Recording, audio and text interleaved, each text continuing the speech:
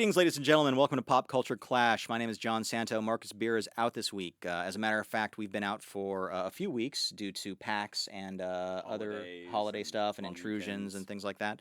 But we are here this week. I am with Ms. Elise Willems and with Jeremy Hoffman. Hello, hello. And a lot of news to cover because we've missed a bunch of stuff, so we're going to be retreading some older stories as well during this. So get prepared and let's do this. Right off the bat, what have we got? What's the first thing? What's the skinny? Elise, start us. Go. Beginning with the news, Ellen Page.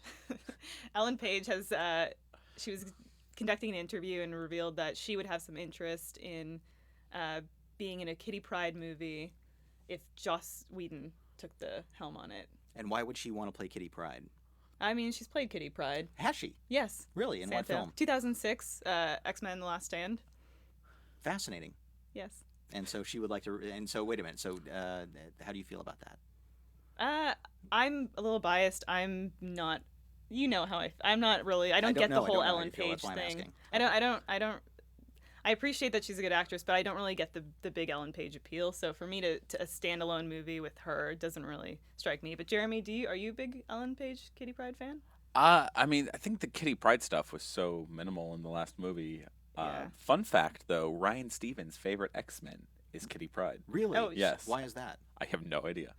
This has been for years. This is pre-Ellen Page. Really? Yeah. Interesting. Okay, Yep. we're gonna have to talk to Steve. We've had that's when I met Ryan 10 or 11 years ago. The first thing he said. One of the first things we talked about were comic books Hi, and I'm Ryan Kitty Pryde. Stevens, and I love Kitty Pryde. Yeah, pretty much. So Like he was at an AA meeting or something, just came right out and admitted it. Step he's one. president of the West Coast Fan Club. Admitted he had a problem.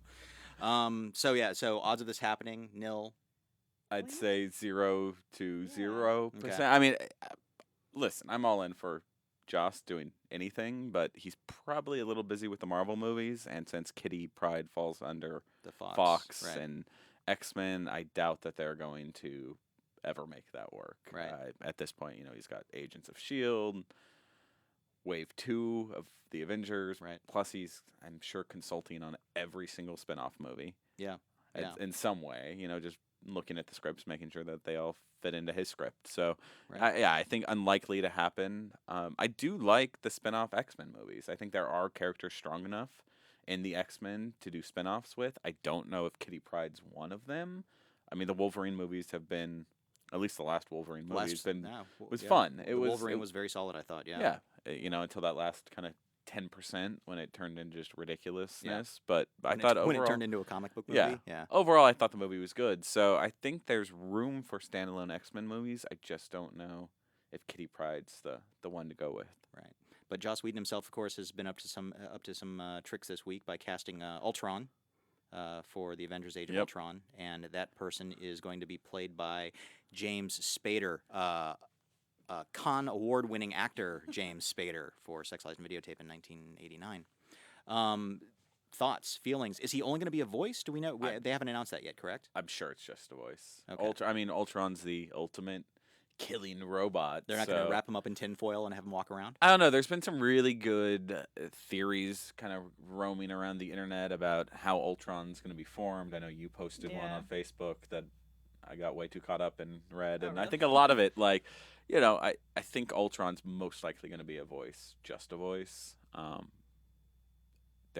He never had like a human origin from what Yeah. And I really remember. I don't know if James Spader translates to the physicality of Ultron. Hey, come on, man. You can buy him a trainer. Used to be, Spader used to be a sexy, sexy man. Kind of still is, in his own personal way. No? Okay, just me. Okay. Fair enough. Moving right along. Also in casting news, crazy, weird little rumor going on here. Katie Sackhoff, there was chit-chat about that she was speaking with Marvel about an undisclosed project. She then quickly put the kibosh on that, saying, do we have a direct quote, Jeremy? Ooh, I do not. Okay, saying Sorry. that she has not personally spoken with Marvel, but her agents, or her people had, Yeah. something of that ilk. Well, I think she said she hadn't, and the rumor was her people had. So Right, and that's there were- Hollywood talk for, well, I didn't go to a meeting. Right, Yeah. right. But the people I pay to go to meetings went to meetings. So, I mean, at this point, hasn't everyone in Hollywood spoken So to to Marvel, Marvel yeah, about pretty being? much. I feel like And one of the- we've spoken to yeah, Marvel at some point yeah. inadvertently. Probably. Yeah, Pretty I'm gonna much. be serving, shawarma in the Yeah. next Yeah. in the next movie. I've been cast as shawarma server number 12. Yeah, I think everyone in Hollywood's talking to Marvel Yeah. or DC at this point about. I think that those are the only roles that are open anymore, really. For I think. I mean, actors. I think it's also we're to a point where a lot of people that are big Hollywood actors now are our age or a little bit older, and they grew up reading comic books. Right. So it's time for them to be interested in this stuff. It's not kitschy kid stuff. It was stuff that they grew up. I don't. Did we get into the Batfleck talk at all on this? No, No, the no one's discussed it. the Ben Affleck. I know we've stuff. been off for a couple weeks. Yeah, There's Ben a lot of Affleck traveling. actually happened the evening that we did our Film. last episode. Yeah. So yeah, we never got to chat about that. So I think people are super. There's people super angry about that, but Ben for years has said he's a huge fan of Batman. Sure. So I think it's like, you never know how some of this stuff is going to work out. I think people were really worried about Heath Ledger as Joker. Right. Well, people complained about Michael Keaton when he was hired to play Batman in the first film. And in people's defense, people complained about Clooney, and he was Yep. pretty bad. Yeah. So, Yeah. like, it's going to go either way. I don't think, everyone knows haven't been happy with the way DC has been moving their movies around Right. and who Are you- they're. Were you saying there's a rumor that Ben Affleck has final say on the script? That was think me. that That was was you, me. yeah. He apparently has script approval. Which is great. Yeah. Like, I think the guy knows how to write a script. Yeah, he knows storytelling. He knows directing. Yeah. More than the other director on that film. So, Yeesh. hey, No, I'm not disagreeing with you 100% on that. I would agree that Affleck is definitely a much more solid director than. well, in terms of Zack at Snyder. least the people stuff that I thought was super weak in Sure. the last film, Right. in Man of Steel 1, I thought Right. it was kind of that interpersonal relationships were really weak, Mhm. and that I think is what Affleck has done, at least in the past couple films, has done Right. really well at. Yeah. So, I don't know. Casting rumors are so funny now. I know the other one was Bradley Cooper is going to Bradley be Rocket Cooper. Raccoon. He officially is. Yeah, he's officially now signed off, to Which is play awesome. Rocky Raccoon. I mean, just another voice. Like, Yeah. I always thought Rocket Raccoon, in my head, he was always British, but As most raccoons. as most Yeah, raccoons are. yeah. But I think in the comic, I don't know. I don't know. Maybe I'm wrong. Someone tell me I'm wrong. That's what you guys like to do. So, yeah, I think there's been a lot of fun casting. It's gonna all pay off over the next couple of years, and I even know Vin Diesel was saying that he might be doing 2 voices, which to me just makes no sense for the In- Marvel That's films. probably just Vin Diesel wishful thinking, or In- he's trying to put it out into In the ether. Yeah. Guardians of the Galaxy, he's No, supposed to- he's like, I've been or- talking to Marvel about 2 voices, and you're like, okay, but you're I don't probably even know only what going to that be means. one. Like, Right. I think he's another guy, right? Like, I think people don't like Vin Diesel, but if you talk to the guy or interview the guy, like, he's a huge D&D fan. He's Yeah. been running Oh, like yeah, a he's a D&D massive campaign geek. for Yeah. years. Like, he's actually a nerd. Yeah, very much Like, so. Yeah. He just has arms built like a fucking superhero. Yeah. So, Yeah. he's growing up and he wants to be, this is stuff that he enjoyed as a kid, Sure. and people see him as kind of like this bro-y douche, but like, it's stuff that he liked and he wants to be part of it now. Right. And I think that's a lot of these people in Hollywood when they're shocked at like who's getting cast. Like, I remember years ago Nicolas Cage was begging Yeah. to be Superman. Oh, Nicolas Cage has been fighting to play a comic book character for decades. And he did. He got Ghost his Rider. chance, yeah. He got his one. Twice. Yeah. Ant-Man.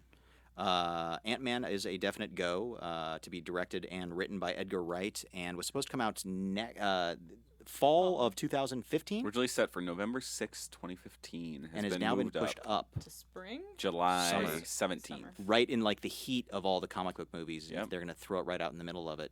Good, bad, indifferent? I think Edgar Wright deserves a summer release.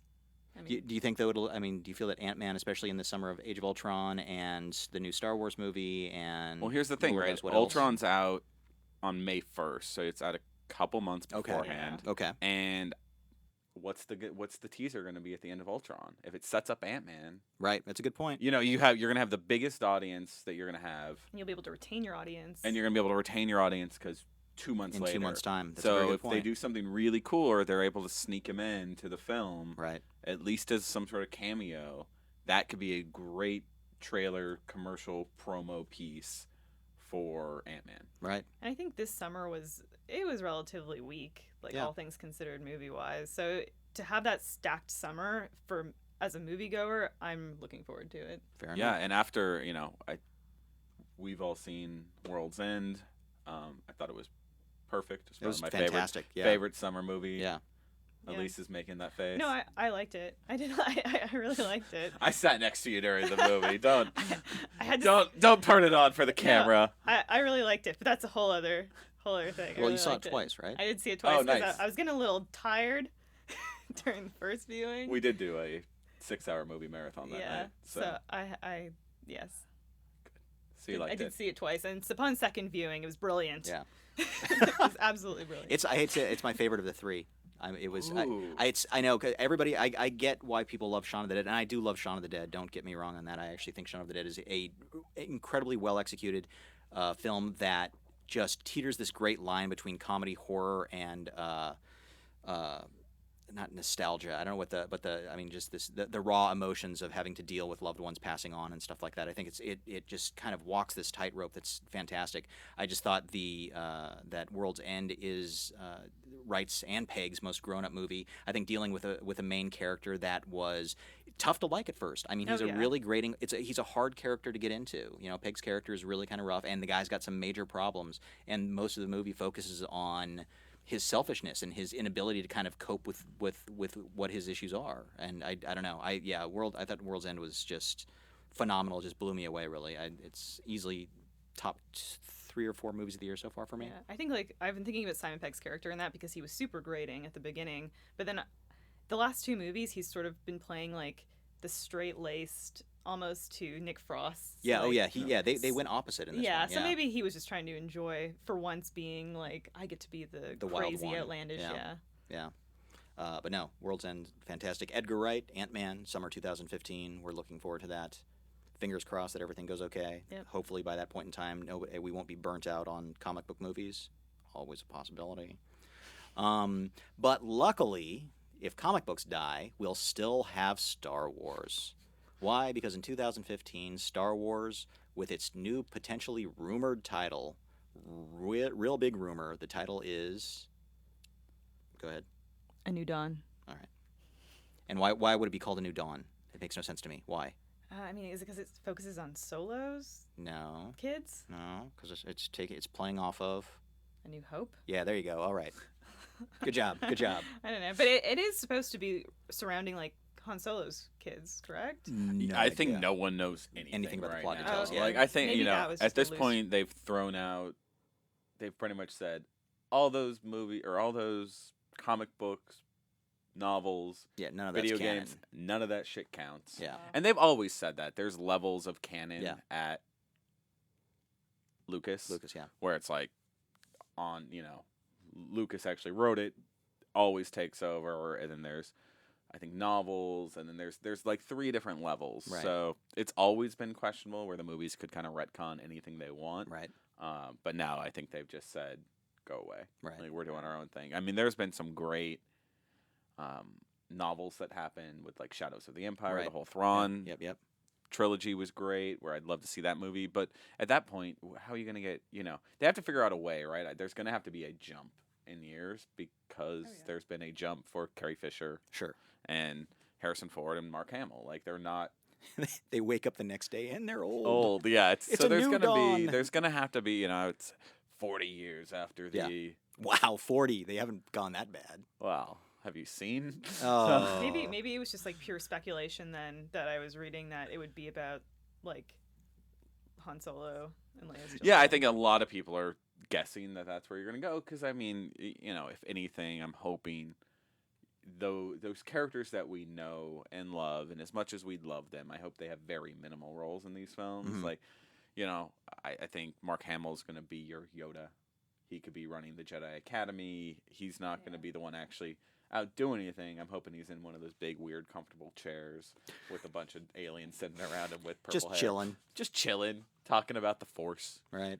And same thing, Carrie Fisher is going to be your head of the Senate type thing. I don't know. I don't think we, as fans, really care that much about those actors coming back and being the leads. See, being that's the leads. Okay. Like, I don't think Right. I want to see them, and I want to Sure. see them more than just like, oh, that's a cameo. Right. But right. I don't. Yeah, want I don't it to want be... Stan Lee cameos here for these guys. No, I want you know. roles, but Sure. I don't want it to be these supporting three roles. running around again, Yeah. taking down the new Yeah, no, you want supporting roles. emperor, Right. whoever it is. So it's like a nice supporting role where Right. they move the plot along and could add some wisdom to the, you know. But one cast member, theoretically, that will be coming back, fingers crossed. The rumor is that the Millennium Falcon will be in the film, and that they've actually begun construction on it in Pinewood Studios in England. Well, there's other studio news too. Though, There right? is, which is weird studio news because it's about a studio itself actually being built here in Los Angeles. Bad Robot. Yeah, Bad Robot. As we know, J.J. Abrams, who's directing the film, had some issues with wanting to shoot the entire thing in England. Doesn't want to be away from his family. Wants to kind of keep things very LA based for himself. There was even speculation at one point in time that he might walk from the film. Lots of rumors, blah blah blah. But everything is moving forward, and they're fine with it. But as part of the shooting, some of it will actually be shot here in Los Angeles, and they are building. I don't know if they're building an actual soundstage. I believe they're just adapting some of Bad Robot Studios, which is Or expanding. which is right around here in Right this around the area corner. somewhere. Jeremy will have its exact coordinates. Coordinates and deliver that to you after he Dave. sneaks into it. But yeah, they will be building a green stage room apparently, along with some other little places to support filming part of the film there. You know, there's going to be so much green screen. I know they're still doing practical Practicals. sets, but like, Oh, you can't you know, not. if yeah. JJ wants to not film in London the whole Right. time, like, there's no reason to film some of that green screen stuff. If No. you're going to build the Millennium Falcon, okay, take Yeah. your flight to London because you need the space. But for all that green screen stuff, it could be really done anywhere. Oh yeah, there's a lot. Yeah, my there's a lot. Of my things to be garage done is here. available. Just Right. guys at Bad Robot, let me know. But if A New Dawn is just a rumor, Jurassic Park is factual, and we have a real title for Jurassic Park 4. The quadrilogy will continue with the new title Jurassic World.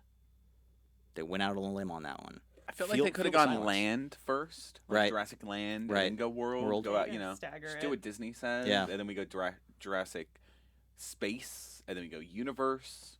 Listen, everyone knows how I feel about dinosaurs, You love and it's them. that we don't have enough of them in pop culture. Or in You're here. reality.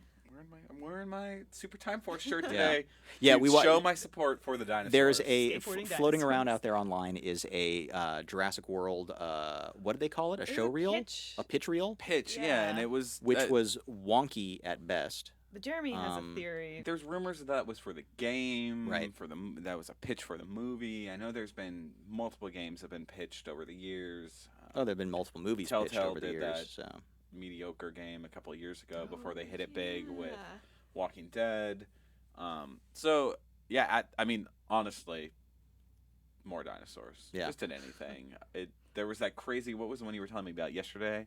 the John Sayles script for Yeah. Jurassic Park 4. Yeah, originally this was several years ago actually when they were pitching Jurassic Park 4. John Sayles, I don't know if he had just delivered a treatment or an actual script, but it was the army had taken the dinosaurs and used them for warfare. So you're going to have brontosauruses with missiles strapped to their sides to launch at people and stuff like that. Which who wouldn't want to see that at least once, maybe twice. It's like fire the pterodactyl. So exactly. Yeah. Completely. And of course, my gut reaction to that is probably in the script that dinosaurs don't take orders that well. Oh no, dinosaurs do not take orders.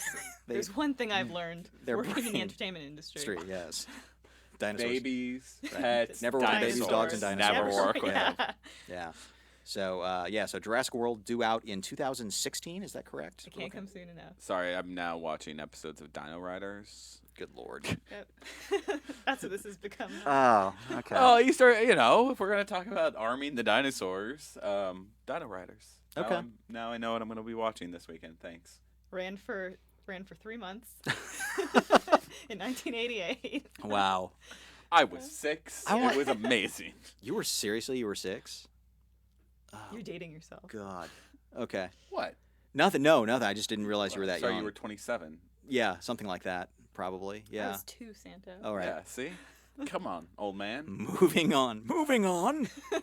From Jurassic World Yeah, to something else is Jurassic in here. I'm kidding, Santo. I had to do it.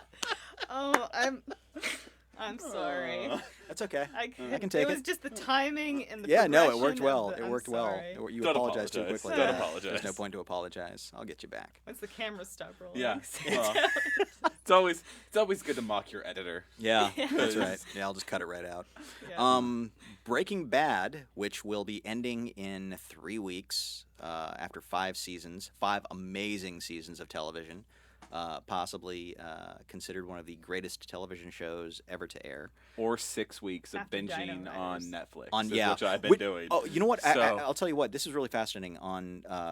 We looked up on the Wikipedias the other day the episode rundown of Breaking Bad and the ratings. Mhm. So, like most cable shows, Breaking Bad was pushing like a 1.5, 1.6 through all of its seasons up until this one, this season that opened with a like 5.42 or something like that, which means that everybody went and watched this sucker on Netflix streaming, or I don't know if it's available on Amazon Prime, but whatever streaming services they used. America apparently went and just played catch up to It's funny. check it out. There's no data for the first season, but second season it has it as a 166 opened. Yeah. Yeah. I mean, look at it and then go and then it's it does pretty well. It gets into the twos there, stuff like that, and then all of a sudden you hit this season. 5.92, Yeah. which is crazy. Yeah, I mean Incredible. that's like above that's really solid network level. So Breaking Bad is going to have a prequel that's been in the rumors for quite a been in the rumor mill for quite a while, but has officially been confirmed now. Called Better Call Saul, I guess. yeah, that very good. Yeah. That's where I appreciate your determination on that one. I Yeah. suppose. I suppose. As of now, the title is Better Call Saul, which focuses on the Bob Odenkirk character Saul. What's Saul's last name? Goodman. Thank you, Saul Saul Goodman. Goodman. Saul Goodman, the lawyer extraordinaire. Yeah, what'd you want? Like Saul Goodman, lawyer, Attorney at law. attorney at law, Was- like Really, what would you Saul have for a title, Goodman, actually? Night Court. I don't know. It felt to me like Better Call Saul was a little too easy, given that it's been set up the entire with his. But Right. See now, and we've been having there was a huge debate upstairs last night about whether having the spin-off is a good idea or a bad idea, and everybody's screaming Frasier, blah blah blah blah blah, which is true, and it's probably who knows if they're going to go in the same vein as the Breaking Bad series or if they're going to break it off into something else. The example I thought of this morning for going back to the Jurassic era, Mary Tyler Moore had whose boss was played by Ed Asner, whose name was Lou Grant, got his own spin-off show, so it went from a half-hour sitcom to an hour-long newspaper drama. I think is it Perry Mason? Is that what we're talking about? No, No, it's not Perry talking about Mason. Lou Grant was the title of the show. That's true. Lou Grant, editor in Sorry. charge. Yeah. Chief. So they could. I mean, so this doesn't have to be a show that I don't think they're going to go like 5-camera sitcom. With Odenkirk on stage, and every punchline is him looking directly at the camera saying "Better Call Saul." But And it's then you hear the it's audience a laugh. prequel, It'll be right? light- But it is a Lighter. prequel. So yeah. I mean, they have so much It'll they could do. It'll be like- much lighter. I think it'll be. You've got. It may be a kind of a monster of the week, case by case kind of scenario at times. Who knows? But I mean, we could see everything. We could And- see how, like, I'm not gonna name any names, Yeah. but like how he got connected to Yeah. all those people that Yeah. became super important in It- seasons 4 and 5. Like, It would even be great to We- really see Saul start as like a really morally just watch him you go know, corrupt. and just watch him. how far back? you Yeah, I know. mean, Yeah. they could do the history. He's Yeah. great comic relief on the show right now. He's he's definitely one of the lighter characters that helps you chuckle during all the darkness. The show's not going to be a straight up comedy for me. I feel like probably the tone hopefully will be something more like an Elmore Leonard novel. It's going to have you'll have that serious crime element running through it, but there's always kind of that, especially with Huel, you'll have that kind of awkward, wacky, Do you- shit goes wrong, boss, kind of stuff. Should we expect Huel back? You think? I think Huel's coming back. You got to have Huel. Got to have the Huel. I mean, Huel's the heart of the show. I think there's going to be a lot of people. I think. We're not going to have like Bryan Cranston with hair walking. No, walking I don't through think the so. scene But I someday. think you could see guys like Mike and Gus. Sure. And like. Well, Mike, you'd have to see. I Right. think. Yeah. Right. So I mean, I think there's a lot of room for. And how far back are they going? They haven't said yet. So Yeah. it could be 10 years, and Yeah. we could see. I don't know. At this point, like that team, if they want to make another TV show, Right. I'm in. Yeah. Like, And it is pitched by Vince Gilligan. He's Yeah. he is behind it. I mean, we just went through the whole list of fall TV shows a couple It's crap. days ago, and there's Yeah. like 3 Yeah. that I'm mildly interested in. Yeah, So it's a pretty weak this, lineup. I'm much more interested in this than anything being pitched. What was it, Sleepy Hollow or like Oh, the Sleepy Hollow looks horrible. And I'll be Listen, fascinated if that makes it past Orlando 3 Jones. episodes. So Breaking Bad prequel. Next season, I'm guessing. We're hoping. Fingers crossed. We'll see. Next summer, maybe. No definite on that. So Disney is ruining movies, which is odd considering how much Jeremy loves Disney. I know.